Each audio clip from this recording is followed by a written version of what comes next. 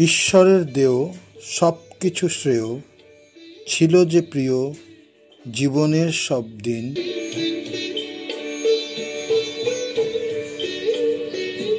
ঈশ্বরের দেও সব কিছু শ্রেয়, ছিল যে প্রিয় জীবনের সব দিন।